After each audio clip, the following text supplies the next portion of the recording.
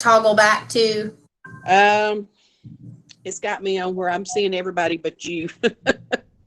All right, now I got it. I got it now. Okay, perfect. Okay, so I've got a couple chat things going. Let me make sure that we're still good. So I just turned on the record. I've had several people asking me to record. So if you catch us recording later, we're just now getting into Schoology. We're downloading the Google Drive resource app and Google Drive assignments. So if you go into the apps and the app center, it takes you to this page. And you'd want to download each one of these. When you do that, you're going to click install to answer someone's questions. I do not do course admin only because I also want it to be able to link to my students. So I leave the course admin only box unchecked. But when you keep going, it's going to ask you which ones you want to check, and I'll leave this unchecked. I have had some people say I installed them, but they don't show up in my app center. You're not the first one, so we're going to try to troubleshoot that. Camille, we are not joining a code in Schoology. We're just kind of using our own. So you can kind of make it as you go.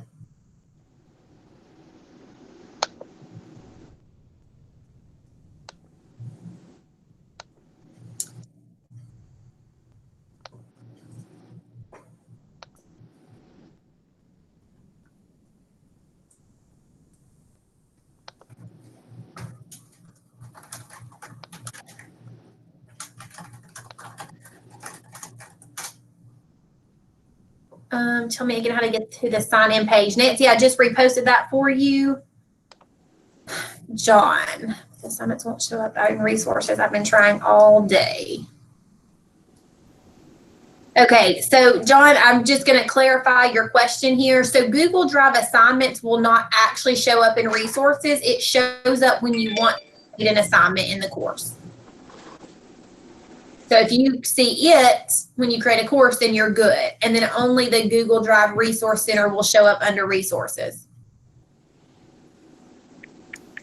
When you go into the resource folder, you can click on the apps tab and it will show you Google Drive. And I had to give Google Drive permission to access. I mean, you do have to give Google Drive permission. Good thought. Thank you. Somebody asked, is there a way to tell what apps we have already installed without trying to create an assignment? I'm with you, Beth. I think I've downloaded some of these more than once because I've done these trainings so many times. And so the answer that I have for you is not that I'm aware of. The ones that show up here, they're kind of obvious. But other than that, you would have to go and see. I do not know of a way to see what you've already installed, unfortunately. Somebody else does. Speak now. Okay, so Aubrey, great question. If you downloaded Google, I'm going to go through these and I'm going to talk a little bit about some of the apps that are here. I've got some of them on the agenda to share with you. The first one is Edpuzzle. The reason I like Edpuzzle is because it allows you to make any video interactive. So if you have like a video with a link, let me specify that. If you have like a YouTube video you want to share or something, you can actually create that video and you can create the video and then add like checks for understanding in it. So you can have like, it goes for a minute and then there's like a question or a poll or something to see what the students are learning, or are they learning? Are they learning the right thing? So that's why I like Edpuzzle. And since it's Schoology, you can do it all in one platform and not have to go back and forth between links. So Edpuzzle was one of my tools on the agenda to share with you. You can see it right here. As we scroll down, I'm going to let you find some that you want to pick as well. I did go ahead and install YouTube into my resources. I'm sorry, I'm getting some text messages here about the course. Into my resources because I know I'll be using some videos. And then the other one I really want to hit on is Nearpod. If you have never used Nearpod, it is a kind of like a hyped up Google Slides with interactive features. So it's like a presentation where you can present content. And then you can also add interactive features. So where Google Slides, you would just continue teaching. and lecturing through the presentation, Nearpod has the ability to add in interactive features where students are answering questions in the middle of your presentation, or you're taking that poll, or you're asking questions all within the same place. Now, today, Nearpod is having some issues installing into Schoology. So when you know the day of our training, we're having some issues. That's technology for you. But I do want to show you a little bit about Nearpod. So I'm going to open up a new tab, and I'm just going to go to Nearpod. And then we'll look at kind of how to create. So basically, you can just start with like your own lessons. You can import lessons from Google Slides. You can create, like upload a PowerPoint or create it right in Nearpod. So let's link something from Google Slides. I didn't do this in the first session, so we'll do it now. So most everything I've made in Google Slides lately is all Bitmoji in my trainings and things. Thank you to those of you who are helping people in the chat. I certainly appreciate it. So it says open and install the Nearpod add-on, add Nearpod features, save, and go to Nearpod. So if you've never added on an add-on in Google Slides, you have to go to add-ons, Nearpod, open Nearpod. And I'm going to install.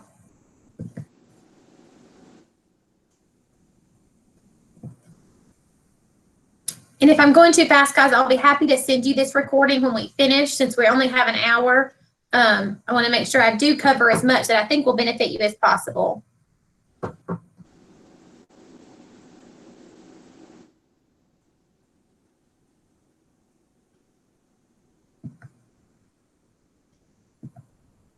All right, so I could open up any Google Slides presentation.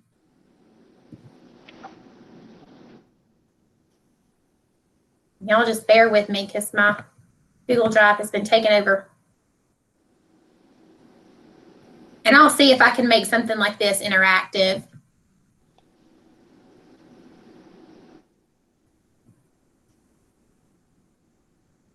So you see Nearpod comes up on the right.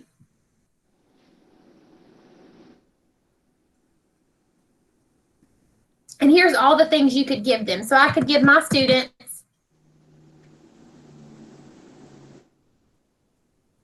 like a blank screen or something and add in, draw it, something like that. You could do an audio. You could add in Flipgrid, which we'll talk about here in just a moment. You could give them a little quiz or have an open-ended question. So my question is, what is your favorite color? I seem to be hung on that one today. And then you can even like add audio, video to this question. So when you start going through the slides, the students will see the open-ended question like that. Okay, so at the end, you're going to click Save and go to Nearpod.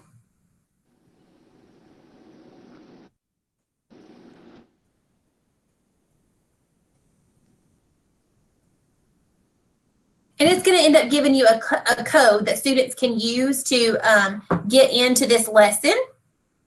If, or I should say when, Nearpod starts working with Schoology, my brain's going out on me today. When it starts working, then you won't have to use the code. It'll automatically sync into that assignment. So that's where the benefit of Nearpod plays in.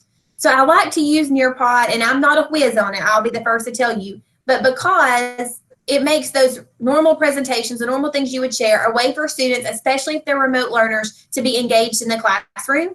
We here, I know that we will be using Schoology, more so than ever before, or at least digital tools rather. And so I want to give my students a chance to interact with the content that I'm delivering.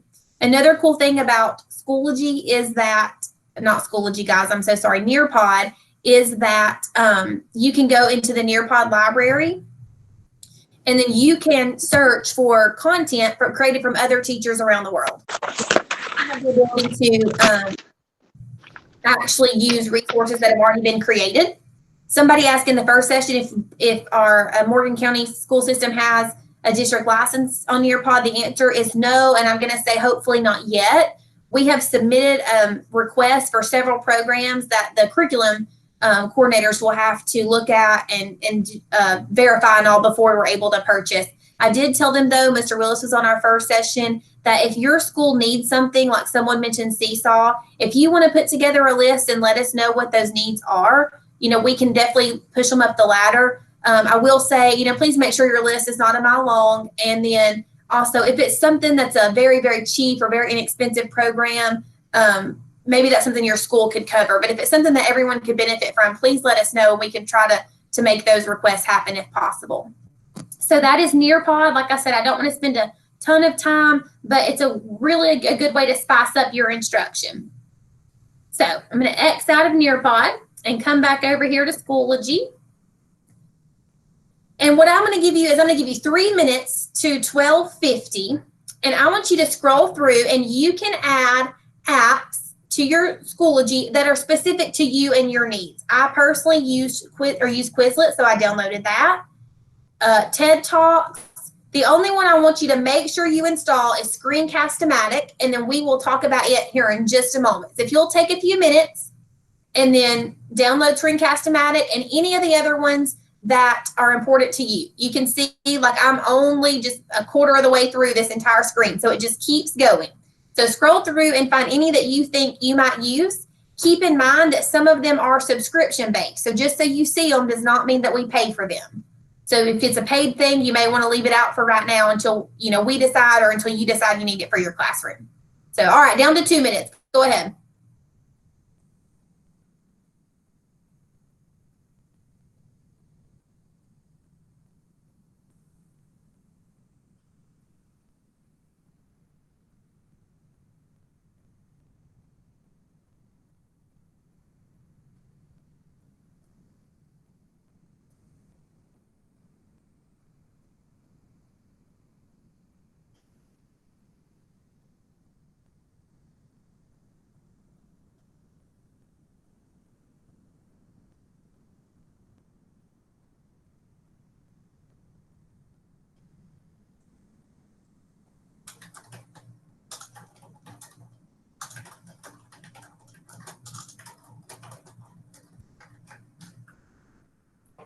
Benita, Screencast-O-Matic is the one we're all downloading, and we'll talk about screencasting in just a moment.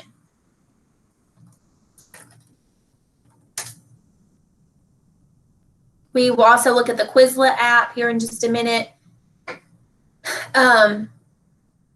Beth, as far as we've been told not to use Zoom, Google Meet is highly encouraged.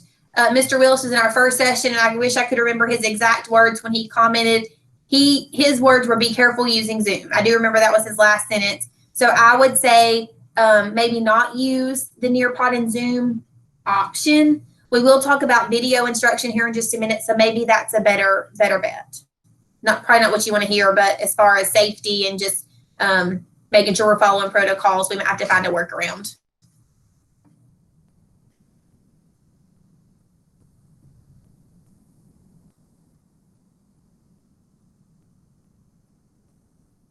All right, so it is 10:50, so I hope you've at least downloaded Screencast-O-Matic, and if you want to come back and download any more at a later time, you are always welcome to do that. Maybe they add some as we go. So I'm going to just jump back to our agenda here. I think I've talked about everything. These are the 4 that I personally use at the top, the Schoology apps. The rest are entirely up to you. So I want to talk about video tools for just a moment. And the 3 big ones are Screencastify, Loom, and Screencast-O-Matic. So I had you download Screencast-O-Matic, so I'm going to start with it and then work my way up. So in your Schoology, if you will, go up and click on your courses, and then just choose a course. Any course you would like.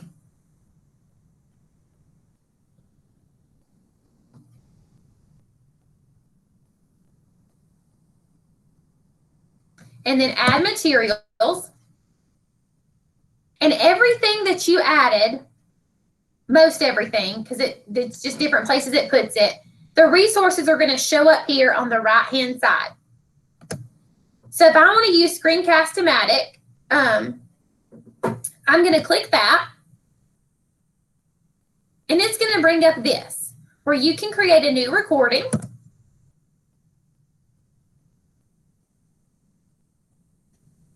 It's going to ask you for permission.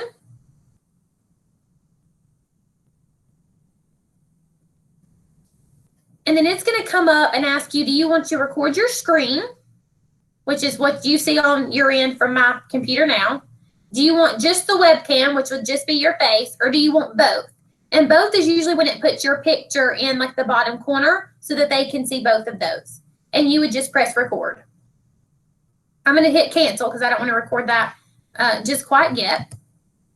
When you record with Screencast-O-Matic, it is going to show up here where the students are going to see their materials. You can also add a material as an assignment.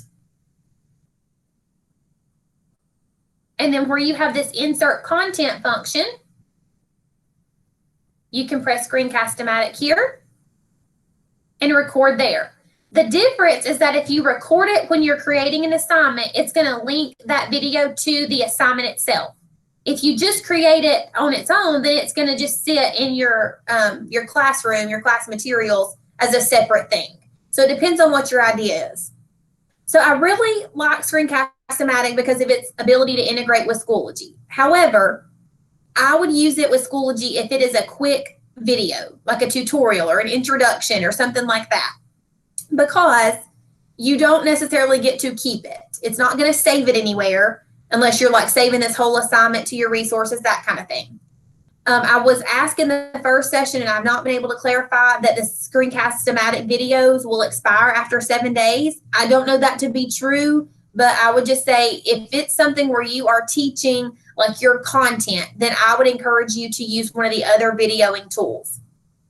I don't know how much or how comfortable you are with video instruction and videoing yourself teaching, but I feel like that's something that our students can really benefit from. Now, we have 228 people on this call, so we're from all different grade levels.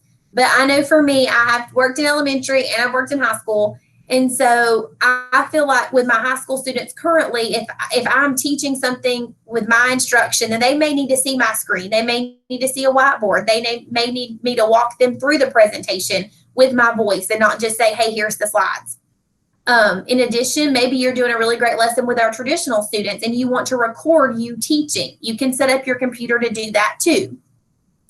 I like the other programs because I know that they're saved for like ever. Screencast-O-Matic is usually a paid program, so it's great, but it's usually a download. It makes things a little harder. So I would encourage you, if you are teaching digital instruction, like heavy content, it's going to be a longer video, I would encourage you to use the Screencastify or the Loom, which is on your agenda. And then we'll talk about each one of those in just a minute. So that's really the difference in video instruction. I said in the first class, one of the things I love about video instruction is it does make it easy to access. The students can back up, fast forward. They have something at their fingertips that's you teaching, especially if they're remote students, or we know if we have to work from home or have our students be remote for a couple days this school year. You know, we're being flexible for anything, but it's still you teaching. It's not like a YouTube video you shared. It's you showing them the exact content you want. And so in addition to that, for my high school students, something I'm going to try, this is my goal, okay, is to have my students actually be able to record their screen or to present something to me. Maybe instead of doing their presentation in class, maybe they're doing it through a video. And I say that because I know I have friends who are working from home who have not gone back to work yet. They're doing Zoom calls and video meetings every day. And, you know, they're having to work with their teams, but remotely. And so I think that's an awesome 21st century skill that our students need to know. Now, I know I can say that because I'm high school and we have elementary students that may not be what they can do yet. But we have a whole year to try to figure this out. And I've said in all of my sessions, we're not going to do it perfectly. It's going to be trial and error. And if some of these tools that I'm showing you, you feel like, hey, I'm not ready for that yet, just file them away, save this agenda to your Google Drive, and you can come back to them. But I think our video instruction is an area that we can really amp up this year so that our students benefit the most. So that is Screencast-O-Matic and my own little rabbit trail, so sorry about that. But we're going to look at Screencast-O-Matic and Loom. Those are both extensions, and all of these things up here on my toolbar are extensions. If you have never downloaded an extension, we're going to do that now. So you can go to the Chrome Web Store, and it's just easiest for me to just Google it because it always comes up the first thing. And then you're going to type it in, Screencast-O-Matic. And where mine says rate it because I already have it, yours would say add to Chrome, like this one right here. So we're going to download that one. We're going to download Loom, L-O-O-M.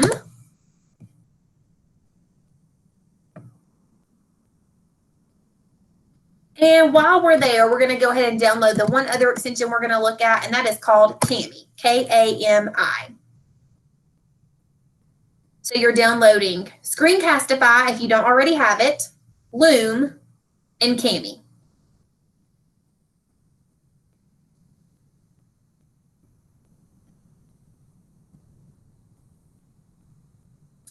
So Valerie, I see that Screencast-O-Matic won't let you log in. Is that through the extension or at like screencast-o-matic.com? Oh, never mind. Sorry, I had Screencast-O-Matic on my brain. Won't let me log in with my Google account.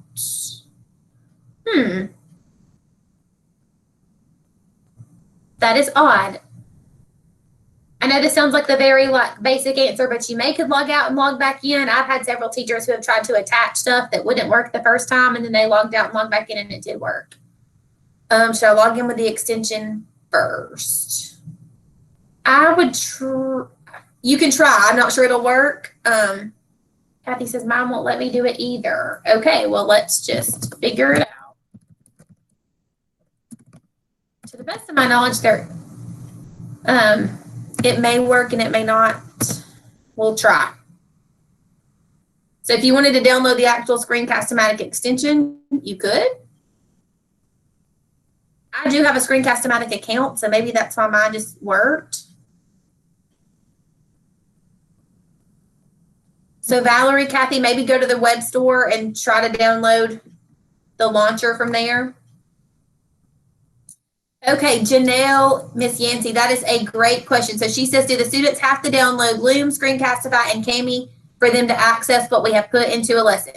To access what you've put in a lesson, no. For them to be able to do it, yes. So the access part's the easy part. We'll talk a little bit more about Kami when we get there, because if you do require something from them, they will need it. I personally have put in a request for Screencast-O-Matic and Kami for district purchases, and so those are in review at the moment. So hopefully we'll get those, and once we have them, we'll be able to push them out to students, and we won't have to teach them, go to the web store, download this. None of that. We'll just push it out, and it'll be an easy, seamless process. All right, so if you have all those downloaded, I want to talk just about the differences between Screencast-O-Matic and Loom. So Screencast-O-Matic came first, and it was my personal favorite, or is my personal favorite. So I, talk a little bit more about it. The reason I love Screencast-O-Matic is because it integrates into your Google Drive. So all of your videos automatically save into Drive, and then you can just share them like we normally would share this presentation or this Google Doc that you see. The problem with that now is that Screencast-O-Matic only allows 5 minutes for free. So that's why I put in the request to have the district subscription. You can edit it. You can easily share the link, upload it to YouTube and everything from Screencast-O-Matic. That's why I like it. Loom is also a Google extension, works the exact same way. My only issue with Loom is that it doesn't go to Google Drive. So it still gives you a link to share the video. It's just not a seamless integration like Screencast-O-Matic is. So apples to apples, they do the same thing. They work very well. I like that Loom makes your picture in the bottom corner a circle, where Screencast-O-Matic makes it a square. So, like I said, it's not really a big difference. But Loom gave free accounts to teachers and students back in the spring, like a free pro account. And so they said that it's going to stay that way for forever for teachers and students. So you can still use it, but hopefully we'll hear back from the district subscription soon, so we'll know exactly which avenue to take. I don't know if you feel comfortable with digital instruction. The first group needed kind of like a refresher on that. So I'm going to show you how that works, and I'm going to use Screencastify because I hope that we do get it. So I'm going to go up to this extension.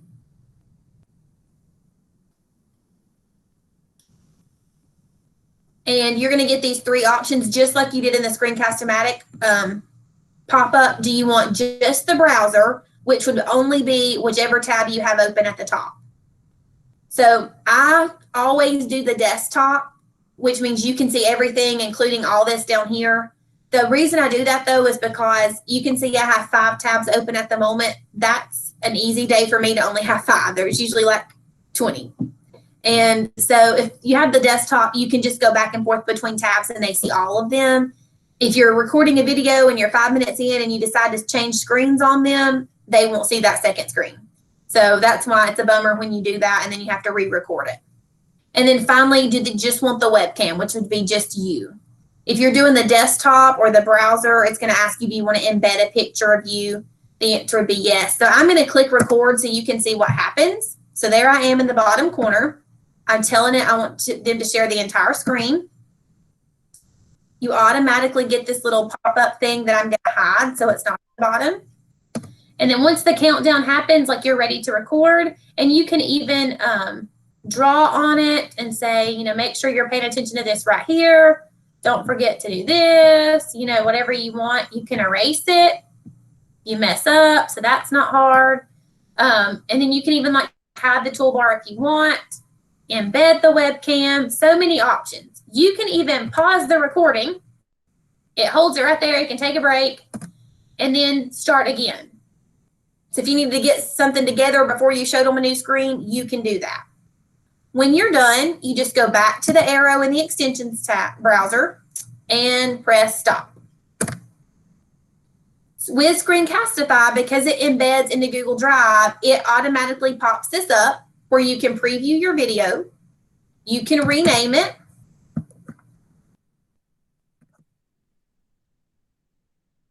You can even come down here and like trim it. If you made a mistake, or I told the first group, maybe you looked goofy at the beginning because you didn't realize it was ready to record, edit all that out. Thank you for all my notices there. So I do not want to save this, so I'm actually going to hit the trash can. But once it's done saving to Drive, it'll save into a folder called like Screencastify, and all your videos will be there. And it's going to give you a shareable link to Google Drive, just like anything else we put in Drive. And then once it's done, you'll have the option to even publish it to YouTube straight from here. We're not using Google Classroom this year, so this button really doesn't matter. But when we did, that was a great feature. Or you can embed it. And you just take this link and you can put it into your assignment or as just a link into your Schoology courses. Or you can download it to your computer. If you mess up, just hit the trash can. It's going to bring you back to all of your recordings, and then you just start again. The Loom extension, and mine's hidden within all of these, it works the exact same way as Automatic. I guess it's not going to record on the web store page. So it just pops up on the other side. And the only difference about starting and stopping this is you're going to press start. Whenever you want to end it, all you do is you just press this little button again. And if you were to press it to show it to somebody in the middle of your recording, it will stop you. So just be mindful of that. That is actually your stop. Yes, I love the pause feature as well. So that's really your video tools here. I tried to give you as much as you can, and then links to the websites and stuff. Like I said, I really love video instruction. I am a little bit of an ed tech nerd, I know that, but I think we have a lot of possibilities with that this year, and especially just not knowing what our year is going to look like and what it's going to hold. So just trying to bring you through the computer into your students' homes and to help let them be a part of the classroom that way. So you'll get links, you can share them there. Screencastify, you know, it has that folder in Google Drive, so you can add it right to the assignment if needed. And then you have it for forever. So I'm trying to think in my head that I'm also planning for the years to come after this school year. So if we're going to continue using Schoology and I make this awesome lesson, this awesome video where I didn't stumble over my words a million times, and I want to save that, then if I have it in Google Drive, then I know that it's there and I can use it, the next year when I'm teaching, something, teaching fractions. That's been my one today. So I can continue to use that video if needed. I know we're going to change things, but you still have some good content to come back to. Loom, like I said, it just gives you that link in your Loom dashboard. So either one is possible. I just love Screencastify better because it integrates with Google. I like Screencast-O-Matic now because it works with Schoology, but it wouldn't be what I would use to teach instruction. It's just going to be merged in there for some quick videos and tutorials. All right, so now that you kind of have the bulk of the video tools, what's in your Schoology, we're going to look at a few other tools that you can integrate. The first one we're going to look at is Jamboard, which is a Google tool. So I'm going to open a new tab and go to the waffle and come down to Jamboard. You can click the orange plus sign to create a new jam, as they call it. I'm just going to click one of my old ones.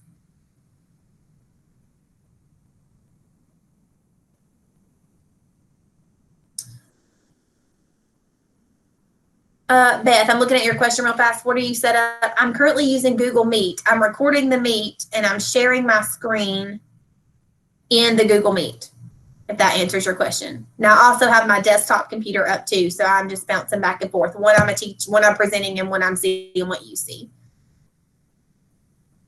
So this is your jam. That's Google's terms, not mine. And I showed some of the other ones. Like in my teaching fractions, I'll just go with this one again. So we can create different slides. And what I did here was I inserted an image, and you can search from Google. And I know that when I was in school and we learned with fractions, pizza was one we could use. And so here we can take the pen and we can practice drawing how we would divide the pizza. Okay. That was my example. Then you may go to slide 3 and show them something different. If you're using like Nearpod, this may be a time that they can show you on the Nearpod side. Remember, you wouldn't do your Google Jam, but how they can divide their own pizza. So there's so many possibilities, and I do not want to confuse you. I know I ate some lunch with some coworkers, and they were just sharing their brains are overloaded. So I don't want to share too much, but I do want to give you enough that you can use. So a question that came up in the first session of this training was about how to record with a whiteboard. So you would just come here to your Jamboard, and then I would open Screencastify, and I would record over me teaching this lesson with the Jamboard or the whiteboard. So that would be a great app smash, as it's called, where you're using 2 different programs for a result. So there you go. You can record your whiteboard teaching. Yes, Christy, today we're fixing to talk about whiteboard.fi. How do you say that? Where did I get Jamboard? So I just went to my Google page or whatever, and I clicked the waffle. And then if you scroll down, it is right there. Of course, yours may be in a little different order, but it should be on your waffle.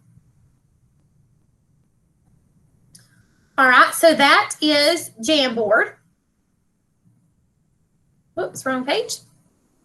The second one is Flipgrid. I don't know if you have used Flipgrid before, but we did find out Flipgrid works with Nearpod, so that's a great way. So I'm going to show you Flipgrid.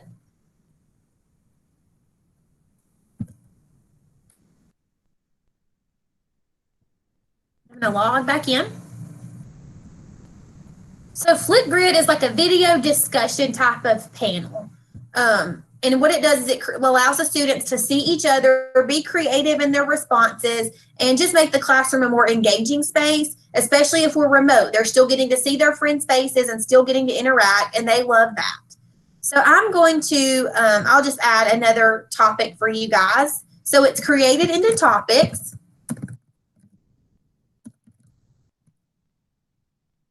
And I'll do what is your favorite food this time. You can set how long you want the recording to be. And you can turn on moderation. If you're worried about content and if they're going to say the appropriate things, you can turn that on to where they're hidden until you give them permission to be posted. And then you can add any of these things to it. So for example, let's say that you wanted to record your own video, or you wanted to post a picture there, and maybe the discussion is, how do you feel about this picture? Or what about this picture? Something like that. Maybe you're putting in a Nearpod and they're going to discuss that. Maybe you're adding a Kahoot for them to see. So I'm going to do record a video and show you kind of how it works. And you're going to go through me recording me. So you just, notice it says I have 10 minutes. So you could do a longer presentation within Flipgrid. But I'm just going to do something really simple and really short. Hey, boys and girls, this is Miss Hudson. I'm so excited to have you in class this year. And I want you to make your own Flipgrid telling me your name and your favorite food. And if you notice, like the effects, they can add like all that to it if they want to be super creative. We're going to click next.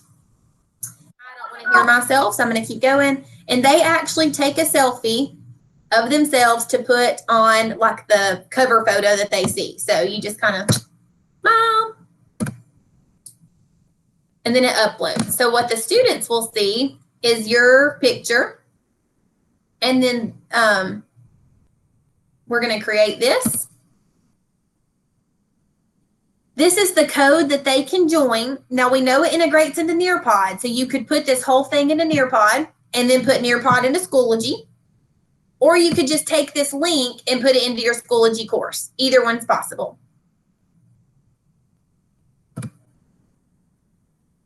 And then the students would come down here and click record a response. The students are able to see each other's responses and reply if you allow that. But they get really excited to see all the faces and to listen to everybody. So it's really a cool thing to do. And like I said, you can put it in your Schoology as a link. And while I'm talking about putting things into your Schoology, I did share with my other sessions in a Schoology best practices group I'm in. One of the things they encourage is not to make anything so hidden that the students have to click more than 3 times. So if they're having to click, week 1, math, fractions, and now the assignment that you were talking about, it's probably too hidden. So think about that as you're curious about how to set up your courses. Are you making folders? Are you making them by the day? Are you making them by the week?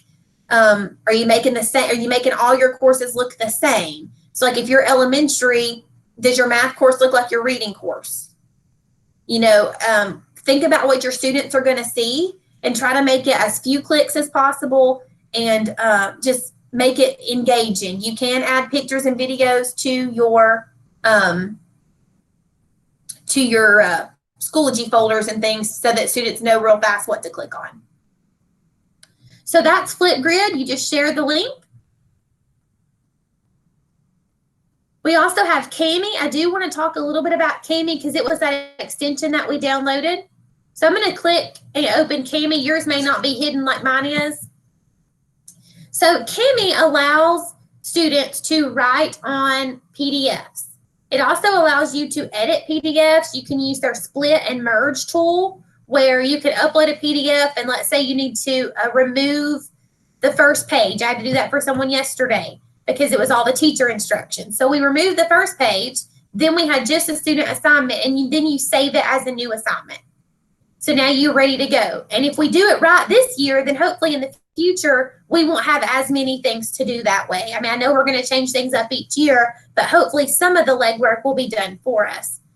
So if you guys have had a chance to look at Schools PLP and franchise, and depending on what folders you're looking at, a lot of those assignments are PDFs. So if you link them to your Schoology course, the students can't write on them.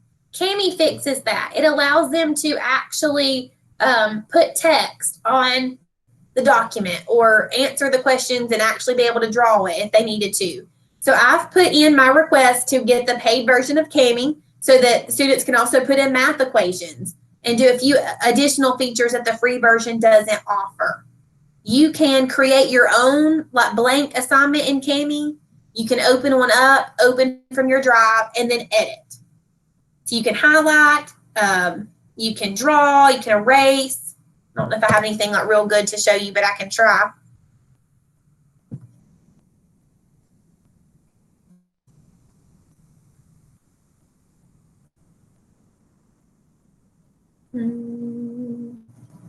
Okay, this is what I worked on last night, so this is perfect.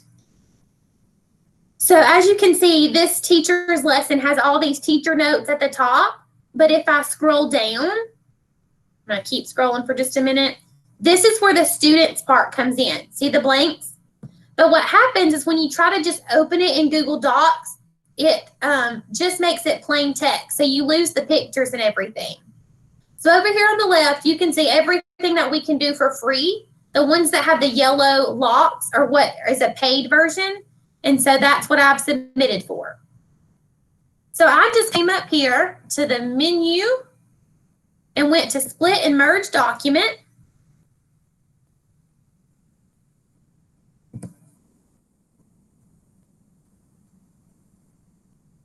So I have my document, I'm pressing next, and I can just come right here and click the trash can for the teacher pages. And now I can export. So he has what he needs now because we were able to use Cami. So do you want to download it or do you want to save it in Google Drive or just open it in Cami? This is something I want to keep because it's already done. So I'm going to either download it and save it to my computer or I'm going to save it in my Google Drive. So that's why I love Cami. Free PDF editor right there. All right. So another Schoology tool is this whiteboard, and I don't know how to say it, the whiteboard.fi. And it allows like for everybody to have their own whiteboards, but like in real time. So it's interactive. So I think of it like how if you used to, like your teacher might have said, 16 plus 8, you wrote 24 and you held it up or something. It's kind of the same concept, and you can see what the students are writing like for them to hold up. So that's another interactive idea for your classroom. Sounds like somebody else, Christy, already uses it. She can tell more about how she uses it in the chat. But like I said, I think this is a great way to make our lessons interactive, both traditionally and remote, and for our traditional and remote kids to even work together, but digitally. So if we said we're having this session at 10, everybody can log on at 10 and we can teach that content. And guys, I'm just throwing out ideas. I'm not saying they're foolproof or anything, and everybody's situation and school situation is different. So if it doesn't work for you, take it with a grain of salt. Like I said, I'm just trying to think out loud as things come to me. And once again, if some of this stuff is too far for you right now, then maybe by October or Christmas, you can pick up a new program and say, I think I can use that now. So don't feel like you have to swallow it all today. So that's really easy. You just create a new class, or you can and then your students can join the class. And then you can go through it that way. Pretty self-explanatory. It's not a hard program. Before I move to the Bitmoji craze for the last 10 minutes, somebody in the chat asked me about Quizlet and I skipped over it. So I'm going to jump back to Schoology real fast. When I click add materials, the resources we said show up here, and you can click Quizlet and you can search for Quizlets here. That's one way of doing it. I know that somebody was having a hard time getting like their teacher account to merge with Schoology. So if y'all are able to figure that out without me having to scroll back through, you can let us know. Oh, Pam, I'm so sorry. Yes, I do love Adobe, but Cami will do just about everything we need. So you would just type in whatever you're teaching in your search criteria, and then it'll show up with your Quizlet right into your materials. Try to search and nothing would come up. Good to know. Is anybody else having that problem? No idea what I'm searching for anymore. The whiteboard app, we used Jamboard at first, and the second one was that whiteboard.fi. F as in Frank, I as in igloo. Is there anybody not having the Quizlet trouble? I'm just curious if we need to go sign in somewhere different. Once again, your technology never works the day that you need it to, so.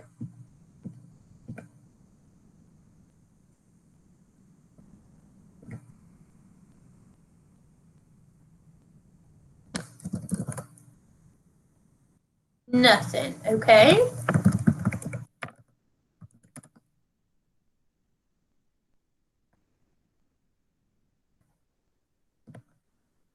I'm going to see if I log in over here, if that will somehow push it into Schoology.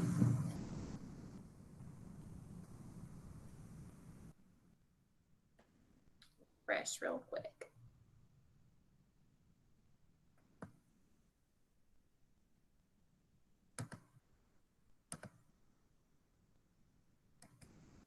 Still not feeling like it's going to work for me either. Use the action button provided inside the app. So what we can do is basically submit the Quizlet. We had to submit Nearpod this morning, so I'll make a note of it that Quizlet is not pulling up anything for us and see if we can do something about that. Just looking for different options here. So let me make a note about Quizlet. Thank you guys for sharing that it's not working for any of you guys either. Quizlet or Nearpod. So we knew Nearpod's broken and Quizlet. So we'll send that out as well.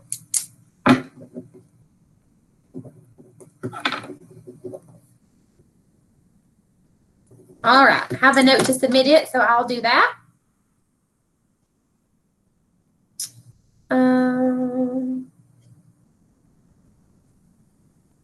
All right, so I'm going to finish real fast and then I'll come back to the chat, guys, I promise. So I have 7 minutes and I just want to go down here to the Bitmoji craze stuff. So I'm not showing you how to make a digital classroom or a Bitmoji classroom in this session, but I do want to give you some resources because we're trying to make things as interactive and engaging as we can. So the Bitmoji links that you have, the first 3 are links to classrooms that are already created for you. All you have to do is add your Bitmoji to them. They're pretty, they look good, and really simple to use. The 4th one is a digital makerspace rooms. It's a collection of rooms. So if you're kind of giving your kids brain breaks or something fun to do that's not just your content related, you could actually include some links to those rooms as well. I would, if I were you, copy the ones that you want and paste them in a new Google Slides or embed them if you're that far in your training. And I know we're all in different places, but that way the kids don't see them all at one time. I would make them, spread them out if you want to use something like that. I did mention the words embed them. If you embed and you change them, remember they automatically update in Schoology. So that's the beauty of the embed rather than the link. The last 2 are Bitmoji like items. So there's one that has all backgrounds, or there are other items. It's a link to a web page. And then the last one is a link to a Google Slides of hundreds of Bitmoji objects, lamps, rugs, desks, whiteboards, lights, pennants, banners, you name it. It's all in there to make your classroom pretty. So if you don't care about making your own, you could use one of the first 3 because they're already made for you. If you want a whole bunch of materials to one day make your own, that would be the last 2. And pretty much anything that you may need, you can find on YouTube. Google it. I hate to say it like that, but this link right here is a collection of just various YouTube videos from different people who have sat down and made some videos, not myself, and they're sharing those out for you to use. So if you want to know like how to do this in Schoology, there's probably a video that will help you. And finally, if you want to join Teaching with Schoology, it's a group on Facebook, and it has so many members that there are constantly people posting new ideas, new materials, new things they've come up with, which is great. I will say that people post so fast, like I can't keep up. It's overwhelming to me sometimes. So if you feel like you're not ready for that, then you may not want to join that group today because they may post things that you're just thinking, I can't deal with that right now. If you feel like you've got a good grasp and you want some access to free resources and materials they're sharing, definitely join that.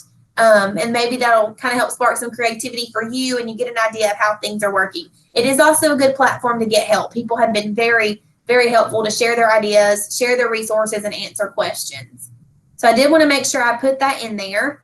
And I am going to go to the chat and answer questions. So we have 4 more minutes, and I know you may be attending like a 1:30 session, but I did want to give you some time for questions. If you want to unmute your mic and ask, or if you want to ask in the chat, I'm going to moderate the chat for just a couple minutes. If you do not have any questions, I just want to say thank you for coming. You have my email address in the agenda, so please reach out to me if I can ever help you. I would love to do that, and we'll make it through together, so I hope you have a wonderful year. Thanks for coming.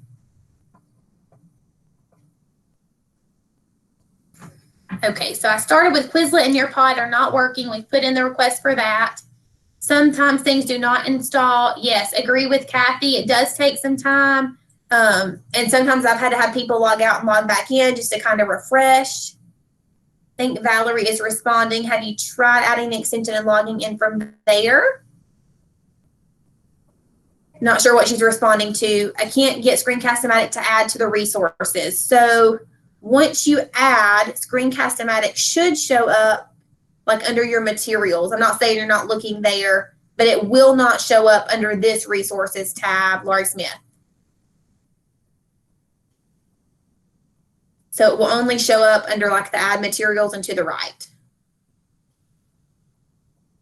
Benita, I can send the recording today. If you would like the recording from today, and we've had over 100 people leave, if you would maybe send me an email. The reason is because there are so many of you that filled out that Google form. Excuse me. And the only way I know to do it is to go and copy and paste all your email addresses, but I can try. Miss Lindsay, I think Miss Humphrey shared the sign in with you, so you should be able to click that. And then Sandra, where do we find Quizlet? Up in the App Center. If you click that and then click the App Center. Excuse me, guys. I've talked all day long. You just scroll down until you see Quizlet.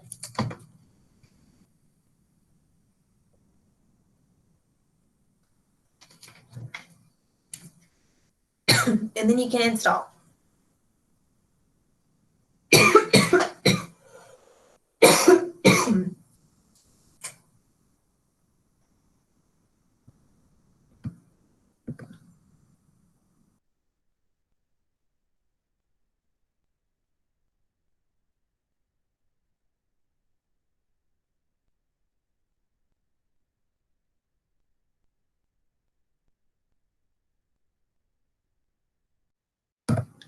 Sorry, guys, it's the second time I've gotten. All right, guys, if there's no other questions, I'll go ahead and close out the Google Meet. Thank you again for tuning in. Have a great year.